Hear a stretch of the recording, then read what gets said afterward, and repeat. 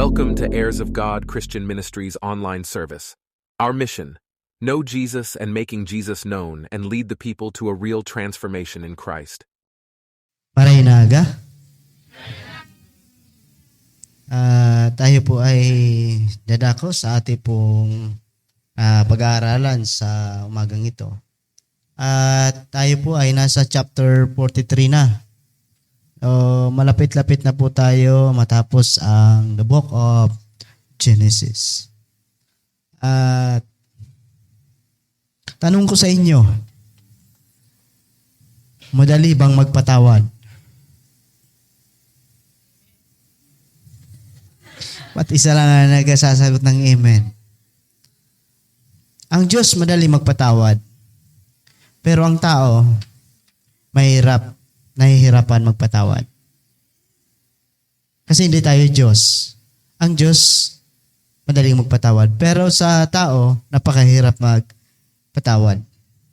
So, ang makipagkasundo, minsan, mahirap. Sabi nga, ang Diyos nga madaling magpatawad, bakit ang tao ang napakahirap magpatawad? Alam niyo po, ang pagpapatawad ay madali, pero ang panunumbalik ng samahan ay matagal na proseso. Yes, kapag pinatawad mo ang sarong tao, meron lamat yan. Yung dati niyong samahan, hindi na yan manababalik sa dati. Meron na yang piklat. Kung sa sugat, mayroon na yung piklat. Yes, pinatawad kita. Pero dahil mo na pag-ibuon, sa sunod, ang ginibo mo. Ang tao kaya, pag nagawan mo ng masama, darating sa panahon na maaalala niya yung mga ginawa niya sa iyo. Kaya ba minsan sa mag-agum, pag nag-iwal, ikangani ngaya ka ito, arog ngaya ka ng ginibo mo, kaya mo, hanggang sa pig-recall na sa mga kasalanan. Minsan nalilingawan na sa mga karahayan na ginibo. Dahil sa saro lang na kasalanan na nagibo. Sometimes ganun po ang tao. So dahil dito sa chapter na ito, dumanas ng pagsubok ang pamilya ni Jacob kay Jose para ipakita ang ang mga nakatagong kasalanan na matagal nang ginawa ng kanyang mga kapatid. So, mayroong kasalanan ang kanyang mga kapatid. At alam naman natin, yung kasalanan yon ay itinago sa kanilang ama na si Jose ay buhay pa. At ang sabi nila, ang kanilang kapatid ay patay na, kinain na ng mga pangis na hayop. Pero ang totoo talaga ay ibininta nila ang kanilang kapatid. So, matagal na panahon po yun itinago ng kanyang kapatid sa kanilang magulang. Even po kay Ruben ay tinago nila ang katotohanan. So, digdi po, mailing ta po na mayroon po tayong makukuhang lesson kung paano ma-restore yung kanilang kasalanan. Kaya nga ang topic natin ngayon ay restoring relationship. It is the path to faith and forgiveness. So kung titingnan natin, ano ba yung requirements para ma-restore natin ang ating relationship? Sa tingin nyo, ano ba yung mga dapat nating gawin kapag tayo ay nakasakit ng damdamin, nakagawa tayo ng masama sa ating kapwa? Ano ba yung mga the best na dapat nating gawin o requirements na nais sa atin ng Panginoon na gawin natin para ma-restore yung relationship na yon? Una, sabi diyan, God requires a restoring relationship to depend on Him. Balikan po natin. Sabi dito, lalong tumindi ang tagutom sa Kanaan. Nang maubos na ng pamilya ni Jacob ang pagkaing binili sa Ehipto, sinabi niya sa kanyang mga anak, bumili uli kayo kahit kaunting pagkain sa Ehipto.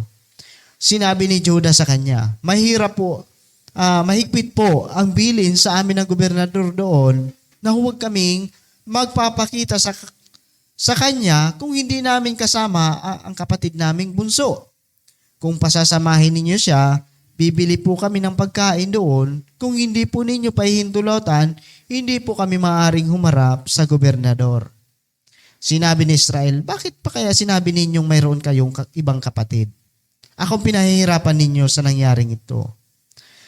Nagpaliwanag siya at inusisa ng mabuti ang aming pamilya, itinanong sa amin kung mayroon pa kaming ama at iba pang kapatid. Sinagot po lamang namin ang kanyang mga tanong, hindi po namin alam na pati si Benjamin ay pipiliting iharap namin sa kanya. So makikita natin dito na mayroong tagutom sa Kanaan. Ito pong tagutom na ito ay hindi po ito ordinaryong tagutom. Sa tuya kapag nakakaagi kita gutom, may nakakuha kitang pwedeng balingoy. Nakakaagad kita kibatag. Nakakaagad kita. Pero itong tagutom na ito ay severtong tagutom na ito. Kumbaga halos magmamakaawa ka na magkaroon ka ng pagkain sa part na ito. Bahil may purpose ang Diyos kung bakit nangyari ang mga bagay na ito. So God used a prolonged famine to break Jacob's reliance upon himself and the world. So ginamit itong tagutom na ito. Bakit? Para hindi po mag-rely si Jacob sa kanyang sarili at sa kanyang mga resources. Ang tao baga pag nasa kasaganaan, minsan dahil nagdidepende sa Diyos. Itong si nais ng Diyos na itong si Jacob ay mag-depend sa Diyos. Sa part na yun garo nagtitiwala siya na kaya pa man, garo pag-iisip niya na kaya ko pa man resolbahan ining bagay na yung tagutom na yun Kumbaga, nag-rely pa siya sa iyang sadiri. Pero talagang ang tagutom na ito ay very severe. So Jacob is unwilling to part with Benjamin to save Simeon. So parang ayaw niyang pasamahin dito si Benjamin para lang maligtas si Simeon. So naka-rely pa rin siya sa kanya. Hindi, parang nag-iisip pa siya ng ibang paraan para lang mabalik ang kanyang anak. So ayaw niya talagang pasamahin dito si Benjamin sa kanyang mga kapatid para bumalik sa Egypt. So, sin had made him spiritually blind and unwilling to trust God. So, sa madaling sabi, hindi po siya, nawala yung pagtitiwala niya sa Diyos. Parang nabulag siya doon sa kanyang pagmamahal, doon sa kanyang anak. Na okay lang magutom. Wag nyo lang isama si Benjamin. Okay lang, magtirios kita. Minsan sa tao, may mga mahirap i-sacrifice. Na kahit yun na lang yung paraan para kayo ay mabuhay, minsan nahihirapan ang taong i-release. Minsan ganoon din sa tao, meron tayong mga parang binanghahawakan sa ating sarili na kapag hinihingi ng Diyos na i-give up mo yan, napakahirap. Ba? Sabihin sa'yo, ano kaya kung sabihin sa'yo, mag-resign ka sa trabaho. Mag full-time ka sa ministry. Minsan napakahirap. Iisipin mo, Lord, paano yung pamilya ko? Lord, paano yung pang-araw-araw naming gastusin? Kung ako ay hindi na magtatrabaho. Minsan mayroon tayong sa buhay natin, mayroon tayong napakahirap bitawan. Pero sabi nga, kung ang Diyos ang tumawag sa iyo, wala kang magagawa Kaya sabi ko nga, Saturday aga, sabi ko, garo, match-up na ako kay Pastor na, Pastor, garo, day ko kaya mag-preach. Grabe namamatian ko, day nga na ako nakalaog sa trabaho, grabe talaga put kang sipon ko. Sabi ko, kalenturado pa ako, makulugon sa payo ko. So sabi ko, garo, matchat na ako kay Pastor. Pero sabi ko, nata kita ma-depend. Garo, pigaano man sa nakita kayo ng kang kaaway na kung kita ba matiwala sa Diyos, ma-depend kita sa iya o ma-depend kita sa sarili na, ay, pag nag-preach ako, baka abun ako, baka magluluwas sa sipon ko. Baka makasupog lang. Pero, nais pala kang Diyos na mag-depend kita sa iya. Dahil kita magdepend sa sadiritang kaisipan, so sadiritang mga kaparaanan. Ang Diyos ang magibuki kaparaanan. Kaya nga, kang day pa nagtugot si Jacob na iba si Benjamin, na-extend yung pamin, yung tagutom na yun.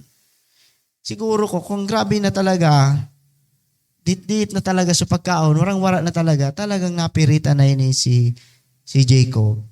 So, Joseph, previously, sinabi niya kay Simeon na huwag kayong babalik kung hindi nyo kasama ang inyong bunsong kapatid.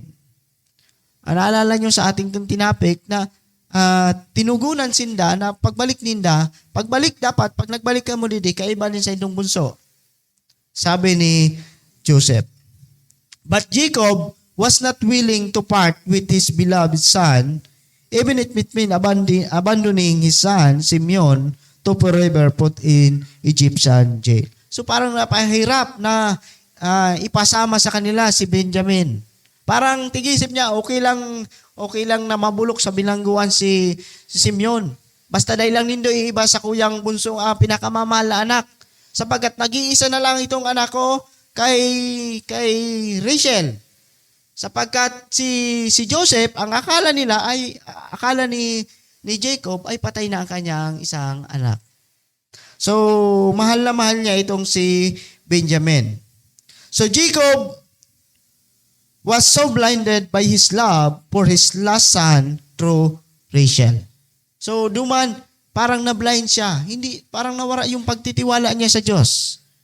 Hindi siya nakadepend doon sa pangako ng Diyos.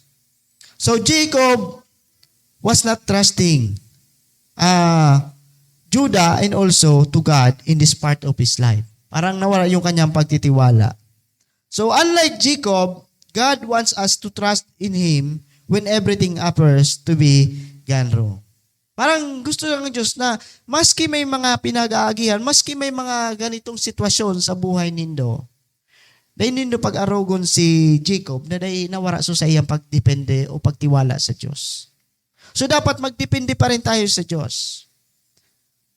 Sa mga kadipisilan man na pinag-aagihan ta, nais kang kagurang nan sa tuya na magdepend kita sa iya. Dahil kita magdepend sa sadiriting mga kakayanan o sa sadiriting mga dunong sa mga bagay na yan. Minsan ang tao nagdidepende na sa Diyos pag warang-wara na talagang resolba. Arog ba ka ng tao? Pag kaya pa, minsan nagdepende kita sa sadiritang ideya, sa sadiritang mga kakayanan. Pero pag dahil ta na kaya, minsan narumduman ta, Lord, ika na ang bahala. Nagiging last option na natin ang Panginoon kapag tayo ay dumaranas na sa mga kahirapan o hindi na talaga natin kaya. Pero pag kaya pa natin, gumagawa tayo sa sarili nating kaparaanan. Which is strong pala. Sa umpisa pa lang, dapat ilagak na natin sa Panginoon. Magdepend na tayo sa Panginoon. Sabi nga sa Kawikaan chapter 3 verse 5, ang sabi diyan, kay Yahweh ka magtiwala buong puso at lubusan at huwag kang mananangan sa sarili mong karunungan. So malinaw na sinasabi diyan na tayo magtiwala sa Diyos ng buong puso. Dahil kita mag-depend sa diritang karunungan. And sabi sa awit 37 verse 5, ang iyong sarili sa Kanya ay talaga tutulungang ganap kapag ikay nagtiwala. So sa iya lang kita magtiwala. And sabi sa awit 55 verse 52, ilaga kay Yahweh ang iyong suliranin, aalalayan ka at ipagtatanggol rin. Ang taong matuwid, di niya bibiguin. So napakagandang mga pangako sa atin ng Diyos. Bakit tayo hindi magdidepend sa Kanya? Kung ang mga pangako ng Diyos ay magagamit natin at talagang maaasahan natin sa ating mga buhay. Sabi sa 1 Peter chapter 5 verse 7, ipagkatiwala ninyo sa Kanya ang inyong mga alalahanin sa buhay, sapagkat Siya ang nagmamalasakit sa inyo. So, sa Diyos tayo magtiwala. And sabi sa Romans chapter 8 verse 28, alam natin sa lahat ng bagay, gumagawa ang Diyos para sa ikabubuti ng mga nagmamahal sa Kanya, silang mga tinawag ayon sa Kanyang mga layunin. So napakaganda po ng mga pangako sa atin ng Diyos. Kaya marapat lang na tayo ay mag-depend sa Kanya. Huwag tayo mag-depend sa sarili nating kakayanan, mag-depend tayo sa Diyos. Sapagkat yan ang nais sa atin ng Diyos. Meron man kitang mga suliranin sa buhay, ilagak natin sa Panginoon. Lord, arog kayo na namamatian ko. Lord, arog kayo na sitwasyon mi. Tabangan mo ako. Sa imo kami ma-depend. Kung sa sarili namin kakayanan, hindi namin to kaya. Pero dahil sa tulong mo, makakaya namin ang lahat ng ito. Na yan po yung nais sa atin ng Panginoon. Pangalawa, ano yung requirement ng Panginoon para ma-restore ang relationship? God requires a restoring relationship to submit on others. So nais ng Diyos na hindi lang tayo mag-depend sa sarili natin, kailangan din natin yung submission sa iba. Sabi diyan, verse 8 to 10, kaya't sinabi ni Judah kay Israel, Ama, mamamatay tayo sa gutom, pasamahin ninyo si Benjamin at nang makaalis na kami. Itinataya ko po ang aking buhay para sa kanya. Ako po ang bahala sa kanya. Kung hindi ko po siya may babalik ng buhay, ako na lang pagbuntungan ninyo ng lahat ng sisi. Kung hindi nyo kami pinaghintay ng matagal, marahil ay nakadalawang balik na kami sa ngayon. So Judah, willingness to submit a potential lifelong shame for a brother he did not love. So, parang i-presentar ni Judah ang kanyang sarili na para lang ipasama ng kanilang ama ang kanilang bunsong kapatid. Parang itinaya niya ang kanyang buhay na, Ama, ako bahala sa samuyang bunsong kapatid. Ano man mangyari, kapag yan may nangyari dyan, ako na lang ang sa imong sisihon. Parang kinuha niyo sa burden, kinuha niya sa responsibilidad. Na kapag may mangyari doon, siya yung mananagot. So, makikita natin dyan, the extended drought of famine is also transformed Judah into the future leader of the family. Si Judah po ay pang-apat na anak. Pero po, sa panahon ito, siya po yung tumitindig na panganay as a leader ng kanyang mga kapatid. So, makikita natin na Judah, the self-centered fourth son who proposed selling Joseph into the slavery, was now willing to bear lifelong shame if he failed to come back with brother that he resented Benjamin. So, bakit nang una, ang nagkukumbinsa kanilang ama ay si Ruben, na ipasama ang kanilang bunsong anak. Pero hindi po nagtiwala sa kanya ang kanilang ama. Bakit kaya? Hindi na kumbinsi ni Ruben ang kanilang ama na ipasama si Benjamin. Because kung titingnan natin, mayroon itong ginawang kasalanan si Ruben sa kanyang ama. Ano po ang kanyang ginawa? Kung babalikan natin ang Genesis chapter 35 verse 22, na ito pong si Ruben ay sinipingan niya ang isang asawa ni Jacob na si Bilha. So nawala yung pagtitiwala ni Jacob sa kanyang isang anak na ito na si Ruben. Pero itong si Jacob, itong si Judah ay malumanay niyang sinabi sa kanyang ama. But Judah softly rebuked his father and was able to change his mind through compassion and self-sacrifice. So, ini ang nakiusap si Judah. Kaya, Ama, ipasama mo na lang po ang si Benjamin sa amin. Ako po ang bahala. Kung may mangyari man dyan, ako po ang mananagot. So Judah was willing to sacrifice himself for others. O sabihin natin, Judah is willing to sacrifice doon sa kanyang kapatid na si Benjamin. Ganon din ang ating Panginoong Hesus. He sacrificed himself for others. Kaya nga, Christ submitted on the cross even for his enemies. Kung titingnan natin, ganun din ang ginawa ng Panginoon. Yung submission ng Panginoon. Namatay ang ating Panginoong Hesus doon sa mga makasalanan. Hindi para sa mga banal. He sacrificed Himself para sa ating mga makasalanan. Ganun din po yung ginawa ng ating Panginoon. He emptied Himself, taking the form of a bondservant and being made likeness of man. Ganun din ang Panginoon. He sacrificed Himself para sa ating mga kasalanan. Ganun po ang ginawa ni Judah. Sinakripisyo niya ang kanyang dignidad, kanyang integrity, para lang sa kanyang kapatid na si Benjamin. Na kapag hindi na ibalik si Benjamin, siya po ang pagbuntungan ng galit ng kanyang ama.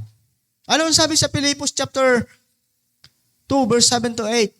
Sa halip kusa niyang hinubad ang pagiging kapantay ng Diyos at naging katulad ng isang alipin, ipinganak siyang katulad ng mga karaniwang tao, at nang si Kristo'y maging tao, nagpakumbaba siya at naging masunurin hanggang kamatayan, maging ito man ay kamatayan sa krus.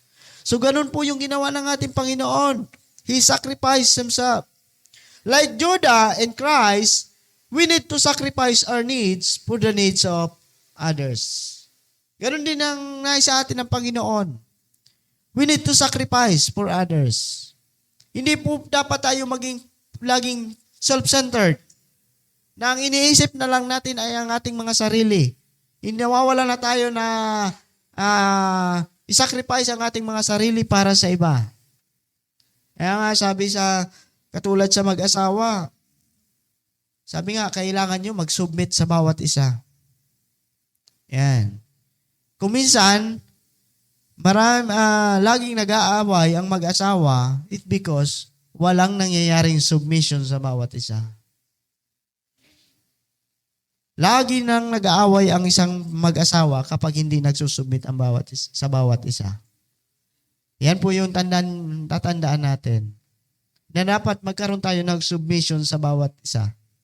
So, magpatawad, at magpakumbaba at magpasakop sa bawat isa. Ilagay din natin sa trabaho. Kung isa kang empleyado, kailangan magpasubmit ka sa iyong boss, sa iyong amo. Kasi nasa Biblia yan eh. Kailangan mo magpasakop. Pero hindi ibig sabihin na isa kang boss, hindi ka rin magsusubmit sa iyong mga empleyado. Vice versa yan. Kailangan din nila mag-submit. Kasi hindi naman tayo perfecto, di ba? Sabihin naman natin na tayo ay head sa kanila, nakakataas sa kanila. Nakagawa ka ng kasalanan. Kailangan mong humingi ng tawad sa kanila. Hindi yun, itatakpan mo yung kasalanan mo dahil isa kang boss, hindi ka magpapakumbaba. Kailangan mo mag-submit sa kanila. Vice versa yan. Kung ikaw ba na empleyado, nakagawa ka ng pagkukulang o pagkakasala, magagad ka din kitawan. So, para magkaroon ng tinatawag na unity. Yung submission, kailangan natin yan. Ganon din sa Panginoon. Para maayos yung relationship natin sa Panginoon, kailangan mag-submit tayo sa Panginoon. Kung hindi tayo nagsusubmit sa Panginoon, hindi po maayos ang buhay natin. Kaya kailangan mag-submit tayo sa Panginoon. Pangatlo, ano yung requires na hiningi sa atin ng Panginoon? God requires in restoring relationship to fully trust in Him. Sabi sa verse 11, hanggang 14, sinabi ni Israel, kung iyon ang makabuti, sige, payag na ako. Ngunit magdala kayo ng mga handog sa gobernador, kaunting balsamo, pulot-pukyutan, astralago, laudano, alposigo, at almendra. Doblin ninyo ang dalang salapi sapagkat kailangan ninyong ibalik ang salaping na ilagay sa inyong mga sako. Maaaring isang pagkakamali lamang iyon. Isama na ninyo ang inyong kapatid at lumakad na kayo. Loobin nawa ng makapangyarihang Diyos na kahabagan ng taong iyon upang mabalik sa akin si Simeon at si Benjamin. Kung hindi man sila makabalik, handa na ang loob ko. So Jacob trust in God, even in the face of losing the only son that he still loved. So dahil sa pangako ni Judah at pag-convince niya sa kanilang amang si Jacob, ay nakuha nitong magtiwala sa Diyos ang kanilang ama kahit hindi makabalik sa kanyang pinakamamahal na anak. So Jacob transformation back to a man of faith came to an even step. So, nabago ngayon, na-transform ngayon yung kaisipan ni Jacob. Pinasama niya na ngayon si Benjamin. So, dahil doon sa pag-convince ng kanyang anak na si Judah, ay na-convince niya ang kanyang ama na ipasama si Benjamin. At dito nagsimula na manumbalik ang kanyang pagtitiwala sa Diyos. So, nagtiwala siya sa Diyos. Kaya malinaw bagay sabi dito sa verse 14, loobin nawa ng makapangyarihang Diyos, nakabagan kayo ng taong iyon upang mabalik sa akin si Simeon at si Benjamin. Kung hindi man sila maibalik, handa na ang loob ko. So mayroong kapanatagan na, mayroong peace of mind na kay Jacob. So mayroong ng pagtitiwala. Kasi kung mayroong kang pagtitiwala, mayroon kang peace of mind. Diba? Kung wala kang peace of mind, wala kang pagtitiwala. Ganun lang yon. So nagkaroon na ngayon si Jacob ng pagtitiwala sa Diyos. So Jacob places his trust in God. So Jacob, without faith, God could not use Jacob. So God could not transform Jacob back into the man of Israel until trusted in God. So nandoon na yung pagtitiwala ni Jacob sa ating Panginoon. So kailangan magkaroon tayo ng pagtitiwala sa Diyos. Even in times na mayroon tayong mga pinagdadaan ng pagsubok, dapat hindi mawala yung pagtitiwala natin sa Diyos. Kasi kung hindi tayo magtitiwala sa Diyos, wala tayong peace of mind. So, ganun po yung ginawa ni Jacob. Pinasama niya ang kanyang anak. So, dapat magkaroon tayo ng pananampalataya sa Diyos. Sabi nga sa Hebrew chapter 11 verse 6, sabi diyan, kung hindi tayo sumasampalataya sa Diyos, hindi natin siya mabibigyang kaluguran sapagkat ang sino mang lumalapit sa Diyos ay dapat sumampalatayang may Diyos na nagbibigay ng gantimpala sa mga nananalig sa Kanya. So dapat magkaroon tayo ng pagtitiwala sa Diyos. Even in times na mahirap magtiwala, pero dapat magtiwala tayo sa Diyos. In times of trouble, in times of trials, nais ng Diyos sa atin na magtiwala tayo sa Kanya. Even when things fell out of control, when you have faith in God, kahit sa mga dumating sa punto ng buhay natin na parang nahihirapan tayo magtiwala sa Diyos, magtitiwala pa ba tayo sa Kanya? So God, mercy, and grace should always be sufficient for us. Sabi nga sa 2 Corinthians chapter 12 verse 9,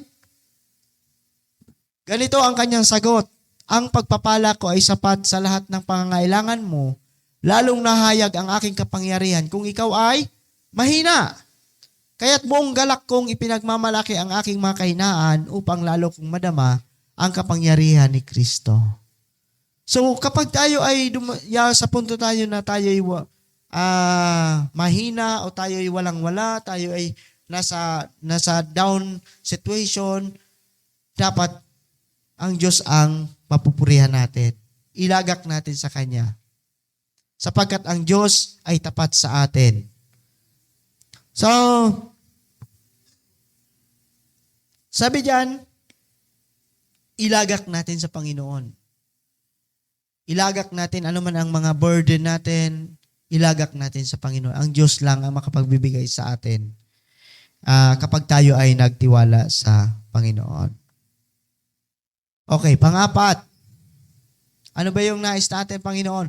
God requires in restoring relationship to fear Him by hating evil.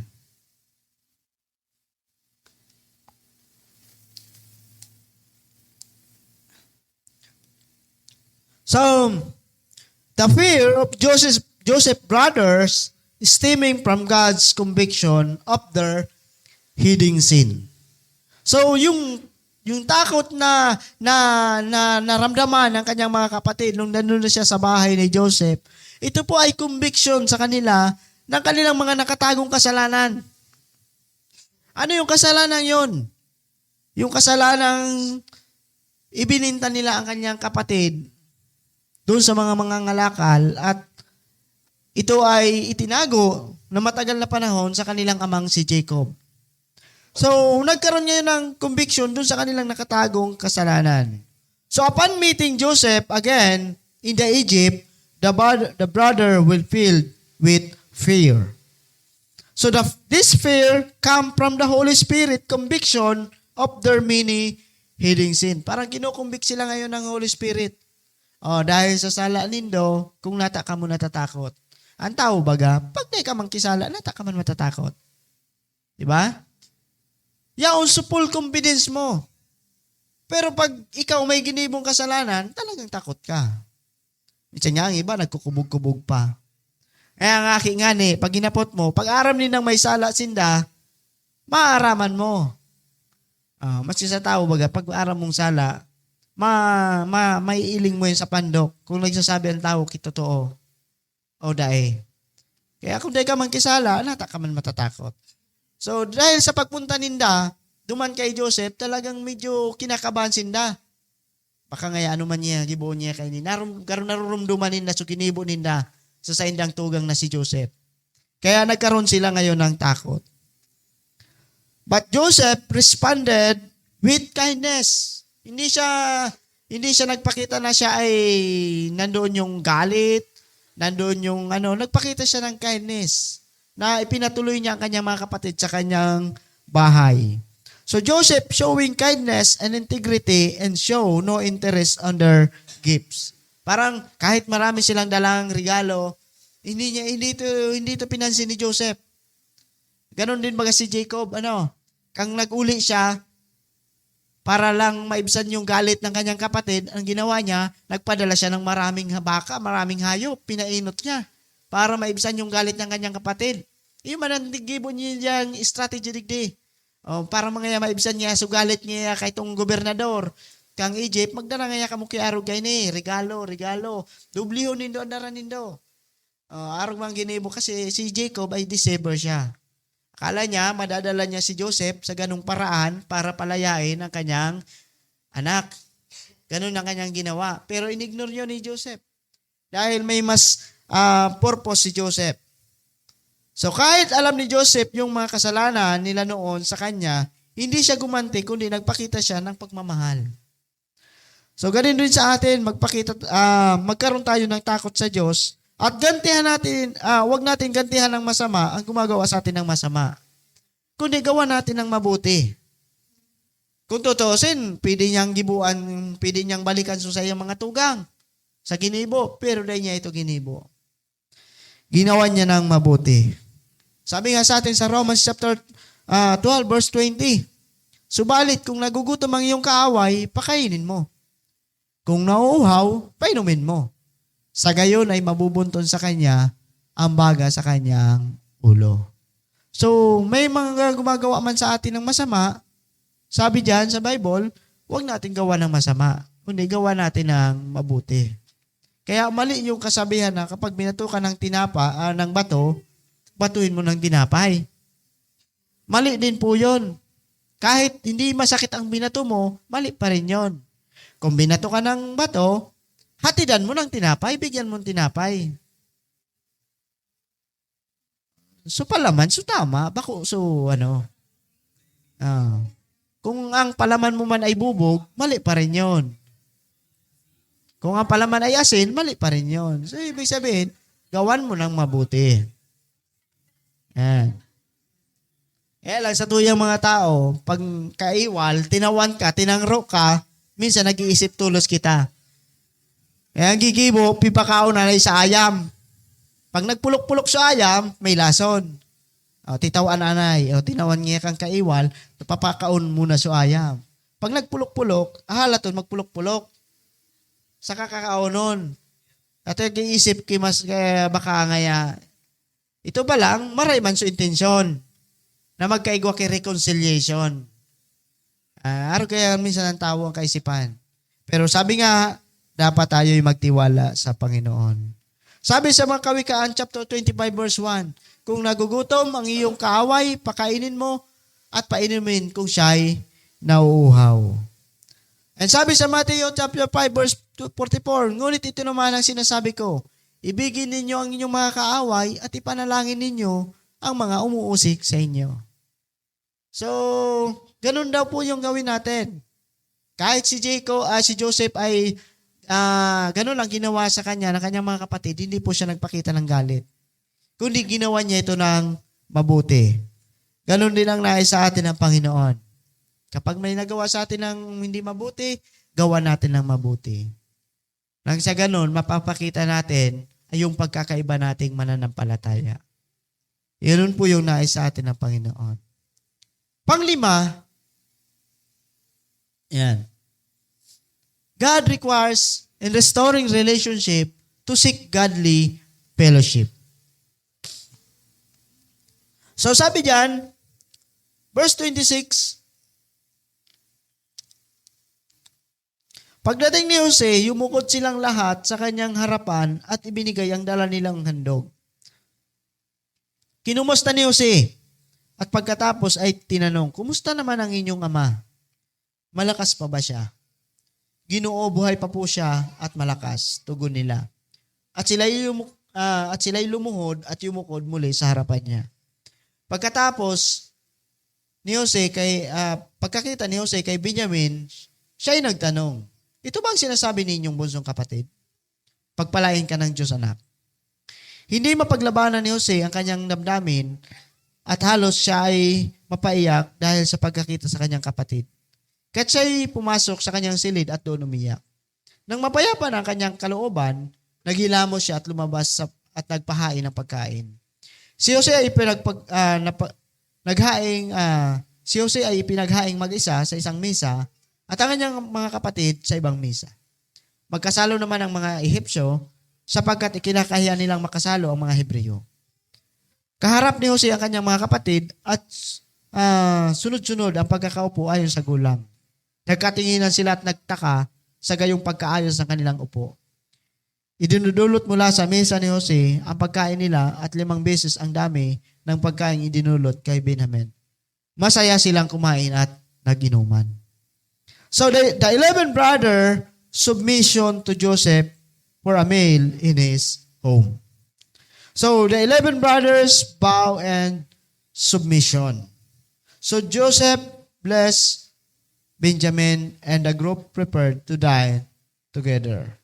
So with Benjamin bowing along with his brothers, God fulfilled Joseph's prior dream of 11 stars bowing to him. So doon pa lang na-fulfill yung kanyang panaginip, yung kanyang dream, na yung 11 star ay lulod sa kanya. Yun pala yung purpose kung bakit ipinasama si Benjamin para ma-fulfill yung kanyang dreams.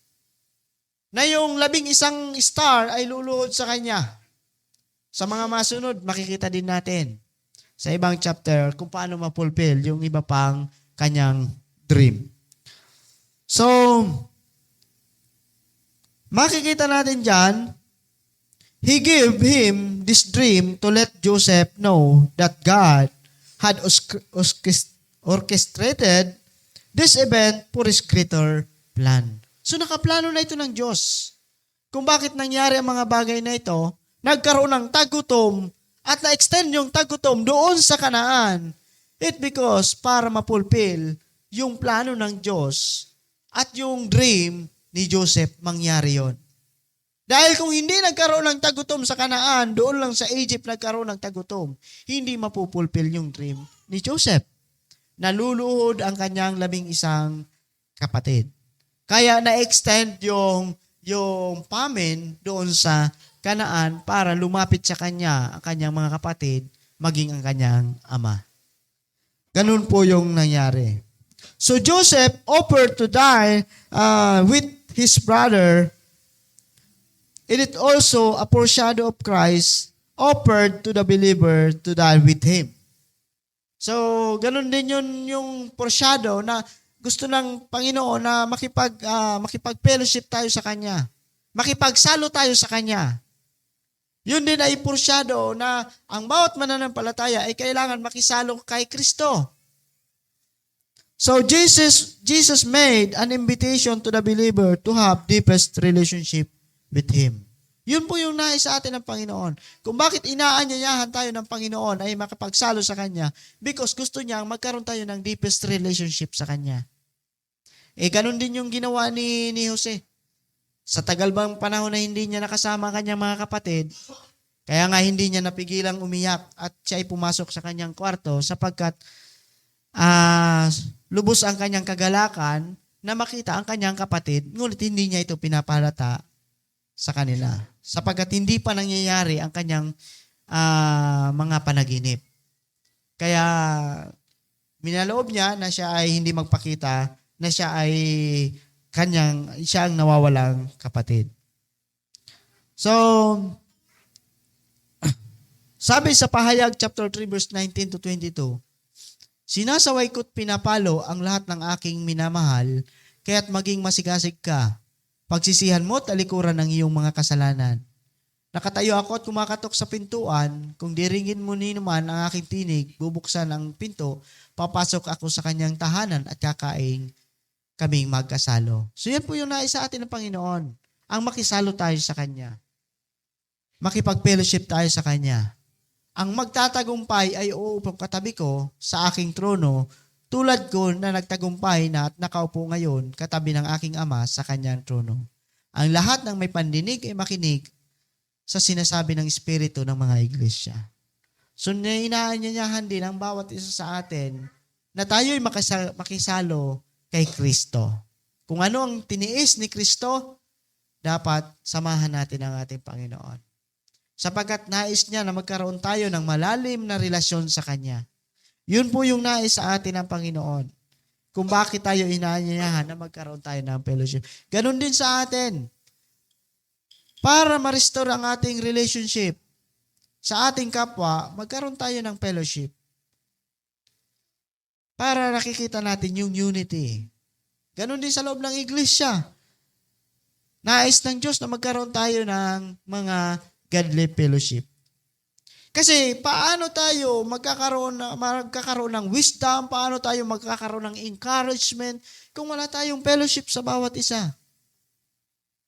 Kung walang fellowship, hindi natin ako kumusta yung bawat isa, o brother, kumusta ka? Sister, kumusta ka? Ano ba yung mga pinagdadaanan? Hindi mo makikita yung pinagdadaanan nila. Kaya nga, magkaroon tayo para ma-restore ano man ang kanilang mga pinagdadaanan. Maganda na magkaroon tayo ng fellowship sa bawat isa. At least doon sa fellowship, nakikita mo na mayroon palang problema si kapatid, marami palang pinagdadaanan si kapatid, nakikita mo doon sa mga fellowship. Kaya nga, huwag nating kaligtaan na tayo ay umattend sa mga fellowship.